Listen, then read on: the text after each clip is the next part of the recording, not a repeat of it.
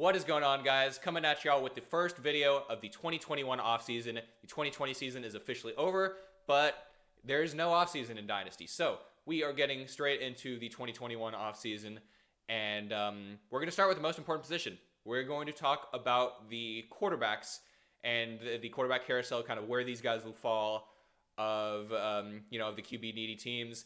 And I will say, we're going to withhold the teams that are picking in the top 10 that are likely to pick a quarterback, because I know Gavin and I are both excited about a project on the rookies coming up soon. But yeah, today we are going to stick with the free agents, and we're going to start with your guy, Dak Prescott. So I'm going to go ahead, get into that, and then I'll let you talk about him more.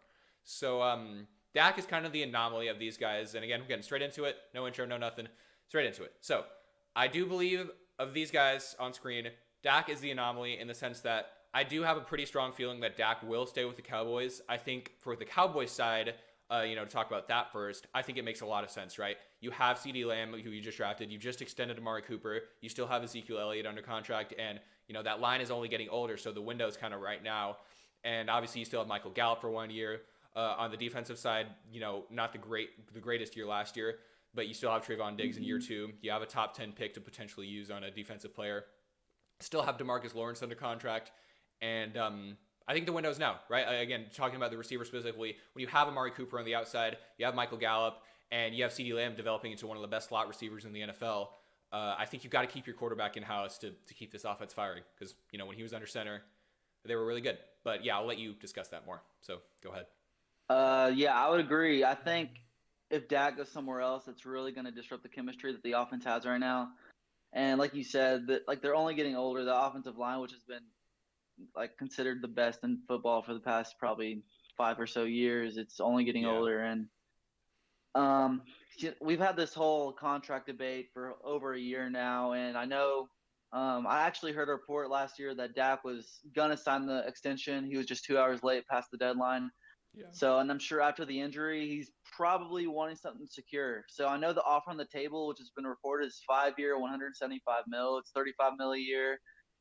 And Cowboys have always signed their stars. They've never really done what they've done with Dak. Like with Zeke, he holds out, he gets a fat contract. And looking back at it now, it's probably not the smartest thing, but that's what Jerry does. Tony Romo, he was needing a contract. He got paid heavily. So the fact that they haven't paid him yet, it's kind of suspect. It's concerning, for sure. They could do it yet. But, I would say Dak, I think they're going to tag him this year. I don't think Dak's going to sign, and I think he's going to hold out, and then I think he's probably going to get a fat contract. That's what I would say.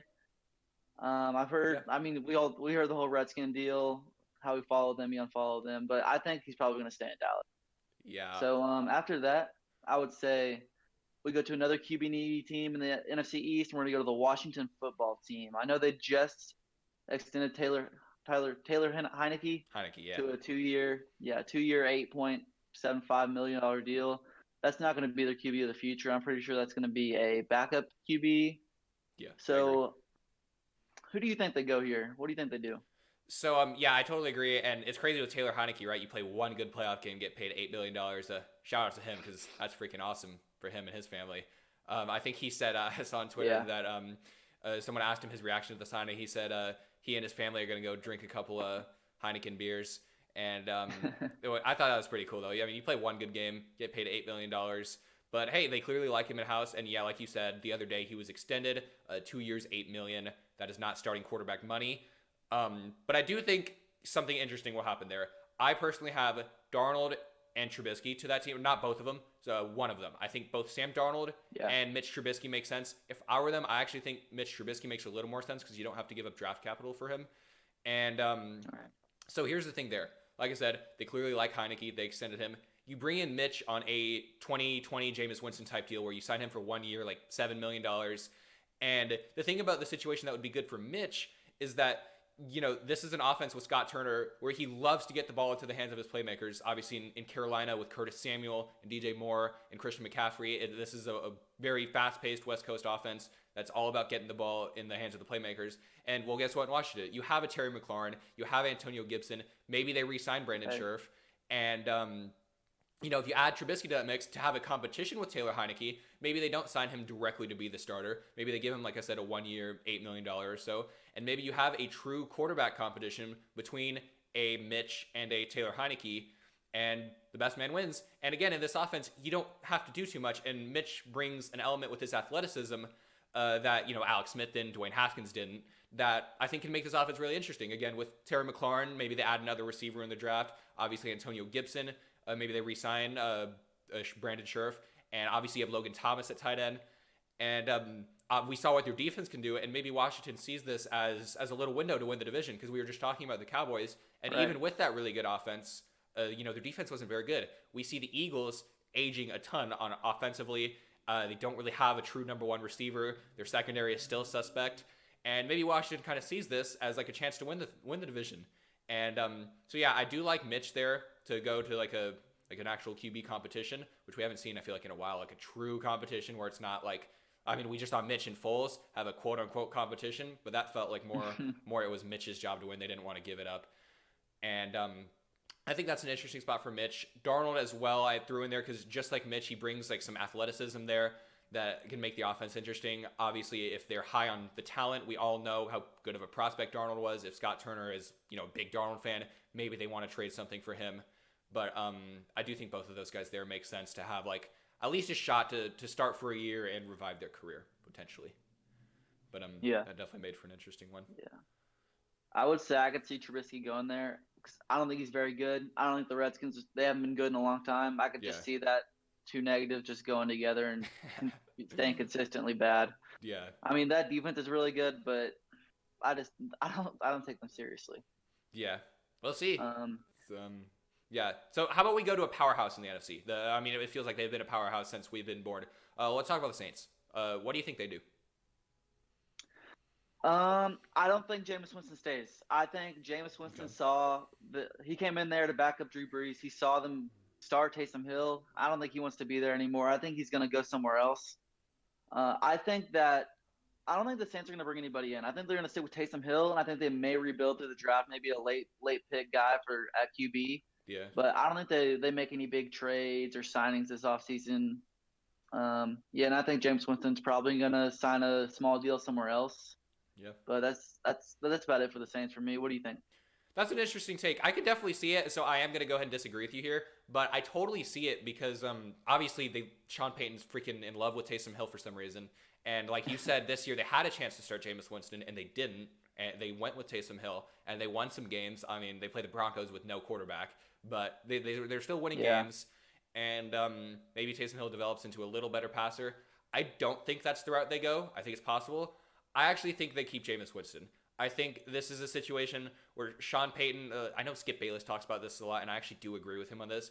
I just feel like Sean Payton just has a really big ego and is like, I could do this. I could do anything. And he's going to take the guy that threw 30 interceptions and wants to make him into the Saints' next franchise guy. I think they give him maybe a 2-year deal, like a Teddy Bridgewater or Jacoby Brissett type deal, like to be like a fringe starter. And I think Jameis gets a real shot to start there. And I think that'll be an interesting offense, obviously, with Michael Thomas, with Alvin Kamara. They still have a pretty good offensive line. And Jameis will obviously give them a vertical element that Breeze did not. And maybe they add like a deep threat in their draft because they don't really have one. But, yeah. Speaking of that, what do you think that does to the stock of Michael Thomas and Alvin Kamara? You think it's stonk or stoink? I think it stonks. I mean, I'm a little biased. I like Jameis Winston. I've always liked watching him.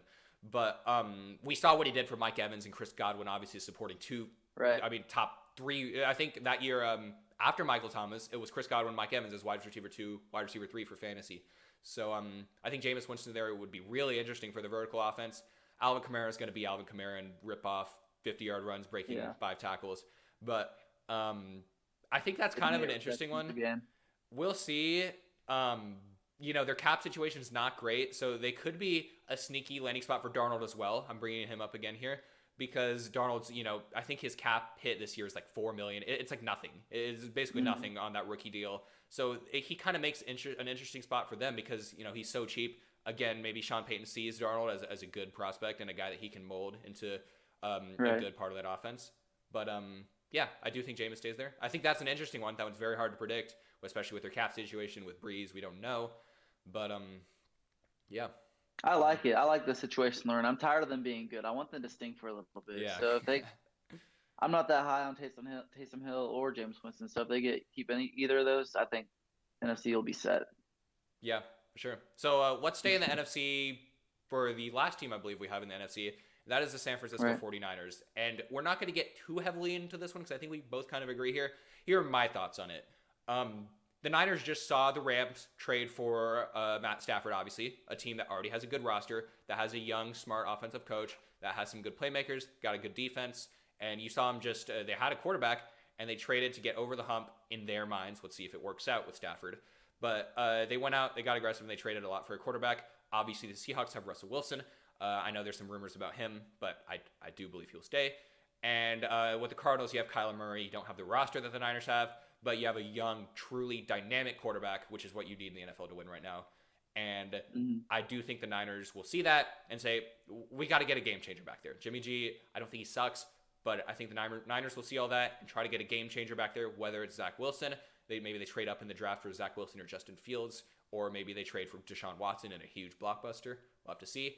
But none of these, second tier guys that we're kind of talking about today, I think really fit there. But I would disagree with you on that one. I could really see. I think Deshaun Watson, in my opinion, is probably the best fit there. But I could really see Sam Darnold going there. Going back home to Cali. I think he could flourish under Kyle Shanahan. So yeah, I mean, he's been stuck under Gase, and a lot of people hate on him. But he's 23 freaking years old, yeah, and I mean, he was the third overall pick. He obviously has something, and I think Kyle Shanahan could see the young, raw talent he yeah. has and could turn him into a great quarterback. But I mean, we'll see. It's going to be exciting. It really will be. Yeah, for sure. I mean, I don't hate that either. Like I said, in this video I actually don't have a strict landing spot for Darnold. I think he makes some sense to Washington. I think kind of interesting to the Saints. I don't think that'll happen. I do think San Francisco would probably be my most likely one because, like you said, I do think Kyle Shanahan would see Darnold's accuracy at every level of the field, which is the most important in the Kyle Shanahan offense.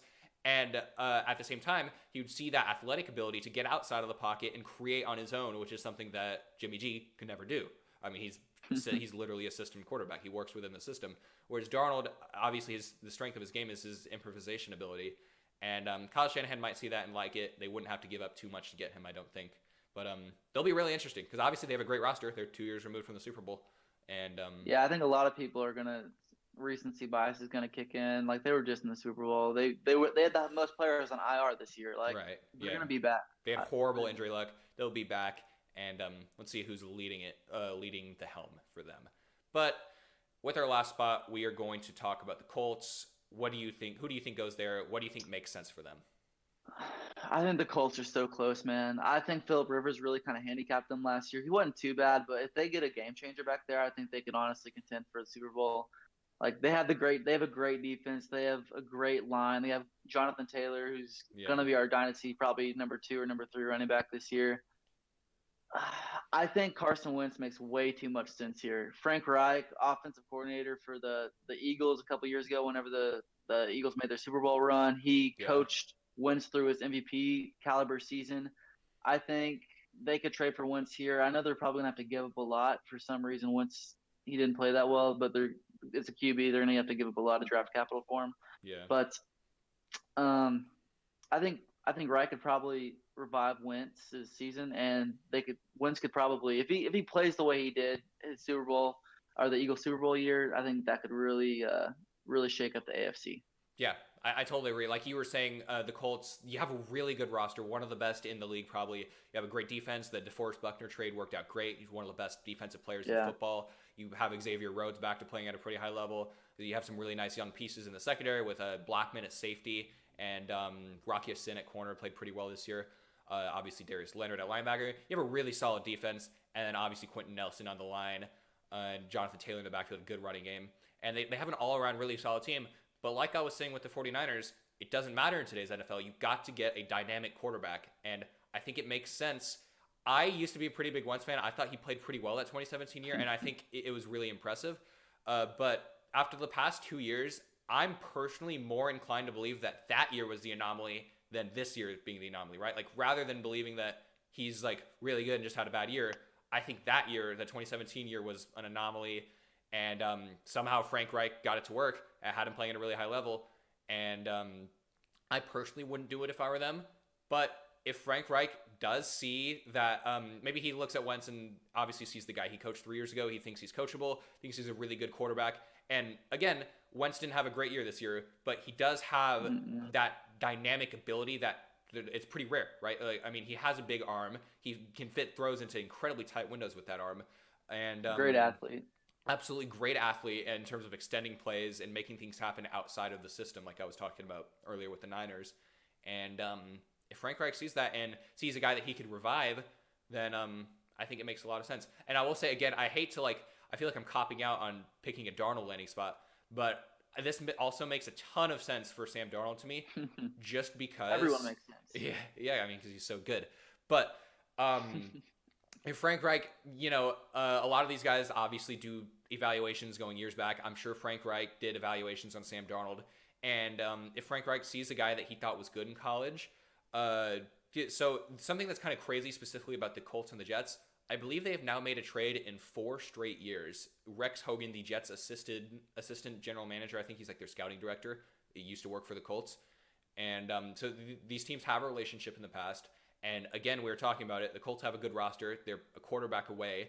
And, if it takes like a second-round pick to get a Sam Darnold, maybe Frank Reich sees a talented young kid that he can mold to be their guy. But we'll have to see. I mean, that one's definitely interesting for sure because, I mean, the Colts are a really good team, obviously. Yeah. I think there may be one playmaker at receiver away as well, but, I mean, we can see what Michael Pittman turns into. Yeah, I agree. But yeah. Another connection right there. Darnold and his buddy Michael Pittman, obviously, from USC. That would be interesting. But yeah, I do agree. They do need to add another playmaker on the outside in addition to a quarterback. But they're definitely a good roster. So we'll have to see who's leading them, like San Francisco. For sure. All right. I think that about does it. I think we covered everything we wanted to.